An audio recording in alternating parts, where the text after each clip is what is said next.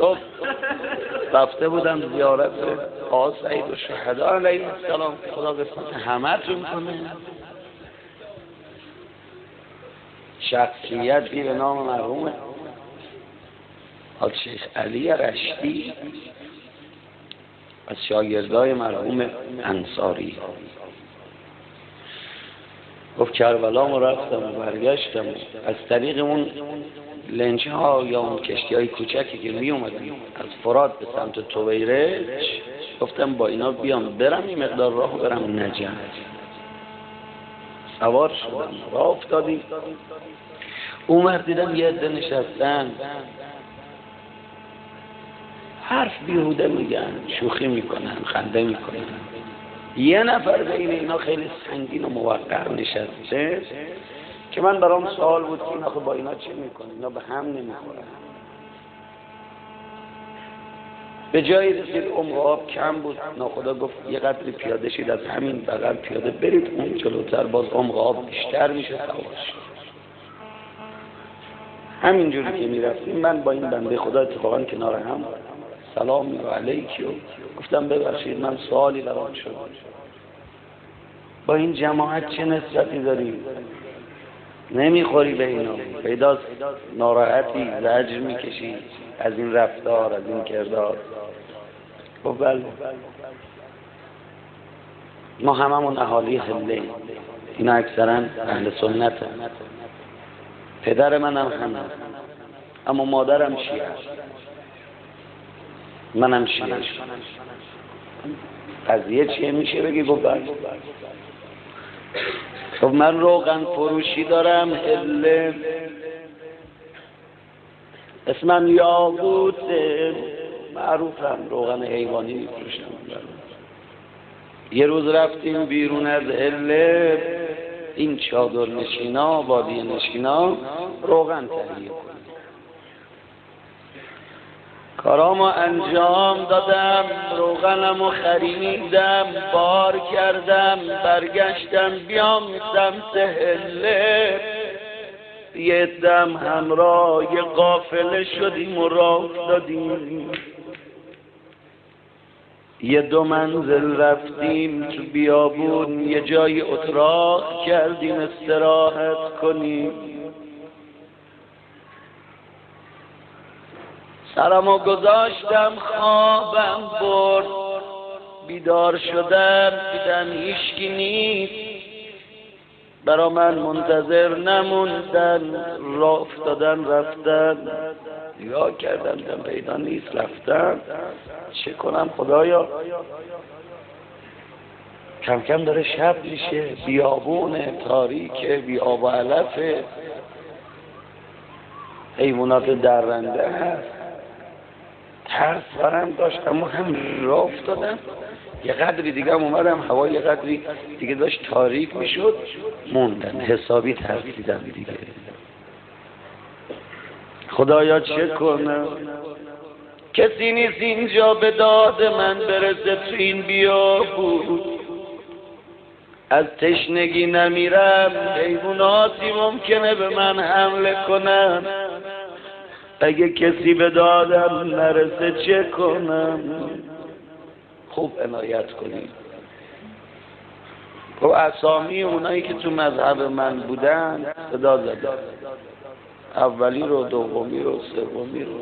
مثلا کسی از اینا آدمی نیستن من صداشون میزنم، هیچ خبری نشد. یه دفعه یاد حرف مادرم افتاده. مادر من شیعه است، بارها به من گفته بود به سرم ما یه آقایی داریم، امام زمان ما، حجت خدا روی زمینه. گرفتی؟ تو امشب چی کار داری به آقا؟ میگفت عزیز دلم اگه یه روزی یه جایی گیر افتادی، اگه گره تو کارت افتاد، اگه کارد به استخوانت رسید همونجا از ته دل اگه صداش بزنی کمکت میکنه. جانم آقا جان ببینین چی میگه.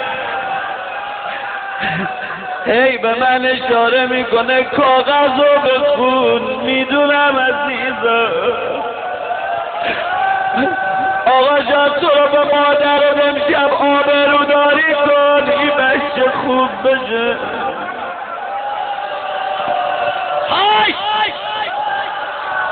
دم نرد آقا ببین چجوری برات داد میزند.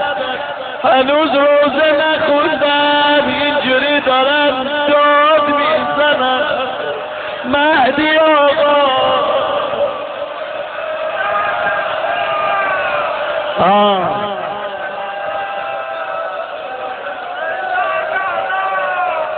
میگه تا یاد حرف مادرم افتادم همونجا نیت کردم صداش میزنم. اگه کمکم کرد میدونم حقه منم چیه میشم. اشکام سرازیر شده بود با همه ناامیدیم تو این بیابونی ورون برون نگاه کردم داد زدم یا ابا صالح.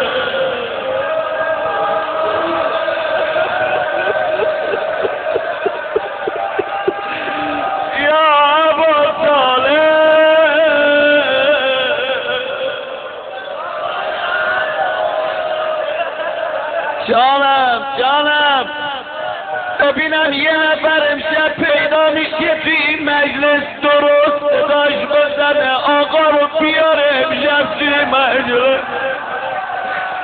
بگو آقا مجلس مادر شما. آقا بیا ما به تو بگیم در سلامت ما رو تو غمتون شریک بدونی.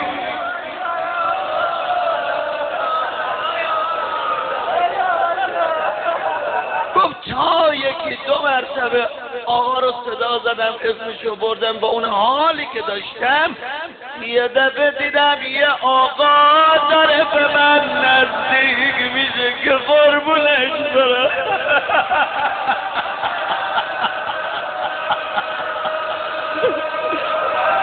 یه عمامه سبز خوشگل رو سرشه. های ابروهای به هم پیوسته چشای خوشگل صورتش مثل ماه می‌درخشه یه خال سیاه رو گونه راستشه چقدر خوشگله.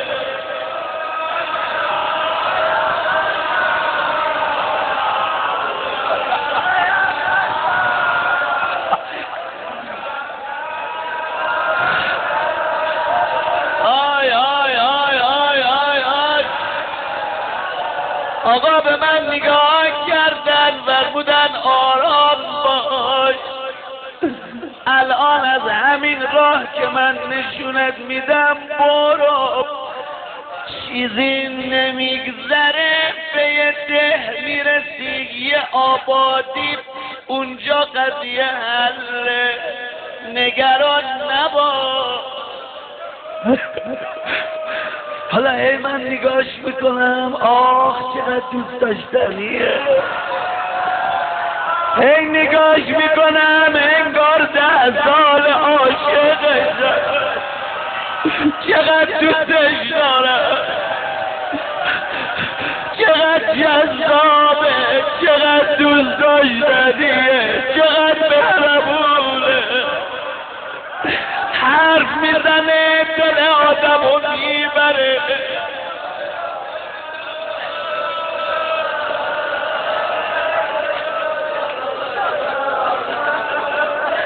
آدم آقا اما شما که حالا زحمت کشیدی محبت کردی بیا منو خودت برسون میتونم. فرمود نه نگران نباش، برو، خاطر جمع باشه. یه نکته اینجا دلای آماده. آقا چرا خب خودتون نمیایید؟ بیاید منو برسونی، چرا نمیایید؟ میگه به من فرمود بنده خدا مثل تو صدها نفر این ور اون ور به من کار داره، باید به یکی یکیشون برسم کمکشون کنم.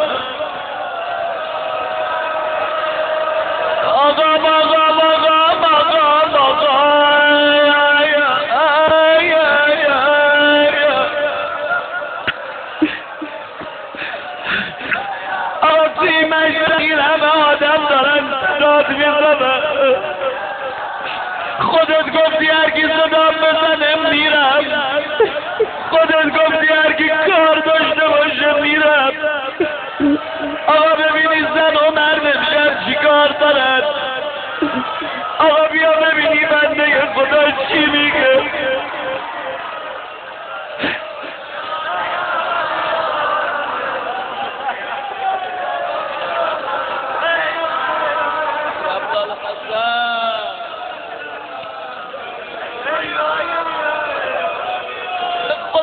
جوونا اگه دلتو صاف کنی با آقا تو میبینی.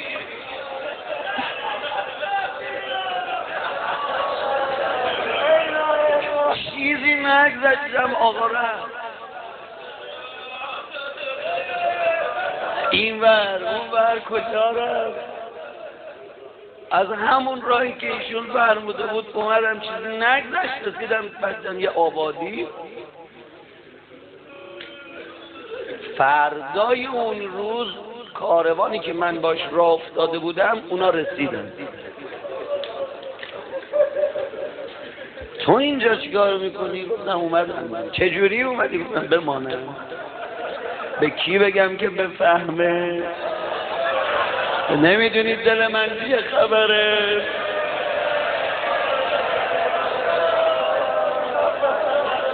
راه افتادیم اومدیم هلن، اومدم رفتم پیش بزرگ فقهای اون روز، سلام کردم و نشستم، خلوت شد.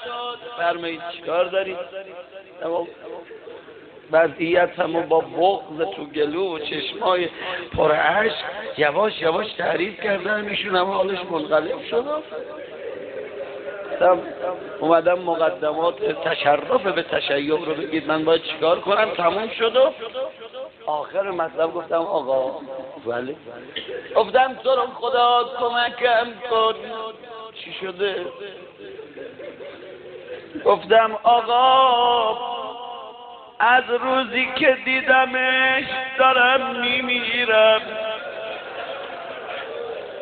دلم براش تنگ شده، آیا راهی هست که بازم ببینمه؟ یه راهکار میخوام. ایشون همینجوری گریه میکرد، لبخند زد، گفت من یه راهکار بهت نشون میدم. میدونم من اینو بگم دلتو بیشتر میسوزه. گفتم تو رو به خدا هر چی هست بگم، هر چی باشه انجام میدم، مثلا یه بار دیگه ببینمش. ایشون به من گفت راهش اینه 40 تا شب جمعه برو کربلا.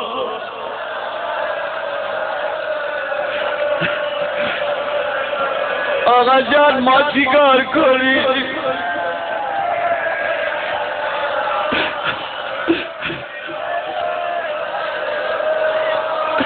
ما تو ایران باید رومونو برگردونیم خراسان، بگیم های امام رضا.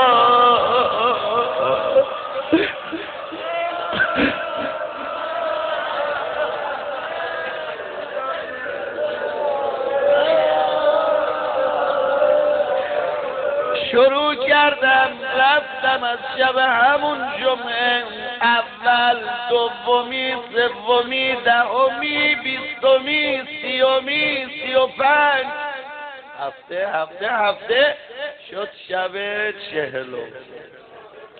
دیگه دل تو دلم نیست. 40 تا شب جمعه زدم کوبیدم هر جوری شده رفتم کربلا، ارباب بی کفلم و زیارت کردم، بهشت این که منتقمشو ببینم. اما این شب جمعه آخری تا رفتن نزدیکی های شهر کربلا رسیدم، دیدم مأموره و ذاتی و زندگی و گذرنامه و جواز و اینجور چیزا میخوان، راه نمیدن هر کیو، هر جوری رفتم نه امکان نداره. خواستم از گوشه کنار از لای جمعیت دم، نه نمیشه، غمگین ناامید. دیدی شب آخری چی به روزم اومد؟ همچی که ناامیدانه گریم گرفت، باز یاد حرف مادرم افتاد، ته دلم باز صدا زدم یا هوا ساله.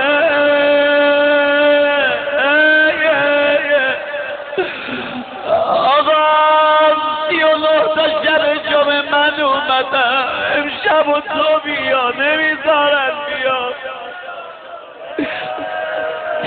تو همین گیرودار یه دفعه نگاه کردم، دیدم اون آقایی که من اون روز دیدم اون طرفه داره به من نگاه میکنه، انگار هیچکی اونو نمیبینه. اومد دست منو گرفت و بیا بریم.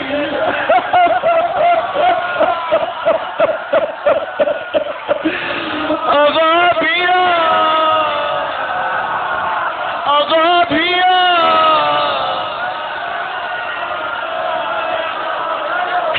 همین جور معمولی و رو راست و صاف صداش رو زدن، آقا بیا.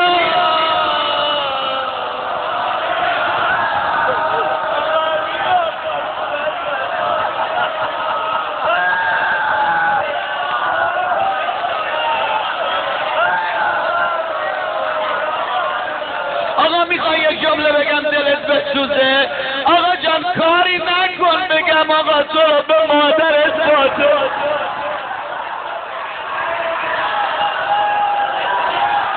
آقا کاری نکن بگم تو رو به مادری که بین این در و دیوار.